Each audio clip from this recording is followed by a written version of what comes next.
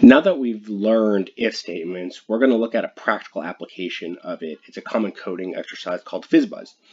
So the general idea is that we want to write a script so that if we give or we input a number that is divisible by 3, we print fizz in the console. If a number is divisible by 5, we're going to print buzz in the console. And if a number is divisible by both 3 and 5, we're going to print fizzbuzz. So let's first by defining a couple numbers, okay? We're going to say number 1 equals 4, number 2 equals 6, number 3 equals 10, and number 4 equals 15. So if we look at it right off the bat, we know that this will just input the number, return the number back, okay? Should print 4, because if it doesn't match any of these, we're just going to print out the number, okay? This one should print fizz. This one should print buzz because this number is divisible by 5. This number is divisible by 3. This one's divisible by 5. And this number is divisible by both 3 and 5. 15 divided by 3 is 5. 15 divided by 5 is 3. So this should print fizz buzz.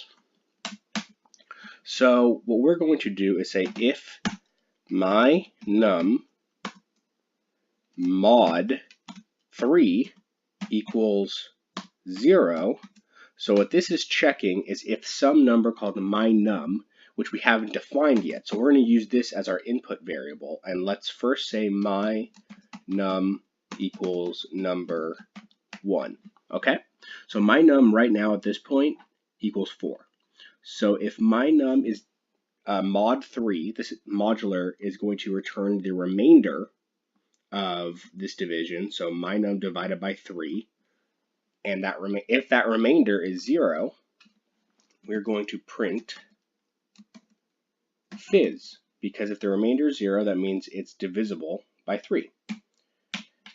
Elif my num is divisible by 5,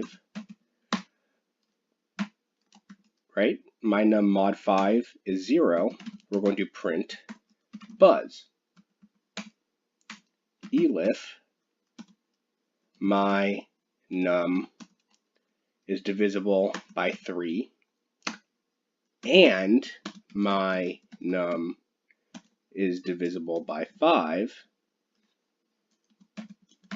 and we forgot to write the 0, okay? And let's put these in parentheses just to be safe. Print fizzbuzz. And then if it doesn't, print my num. Okay? So there's going to be a trick in here, and I want you to try to think about it and why this current setup won't work, but let's try it. Okay? So we know in this situation, my num equals number 1 is 4. So when we run this algorithm, we should see 4 in the console. Perfect. Okay? So now let's try number 2. So number 2 is 6. And based off of this, we should print fizz. Works so far. Let's try number 3. Buzz. Perfect. Okay, because 10 is divisible by 5, so we're going to get buzz. And now let's do number 4. So that only prints fizz. And this is the trick. Because if we were to go through this algorithm, we first check if my num modulo 3 is 0.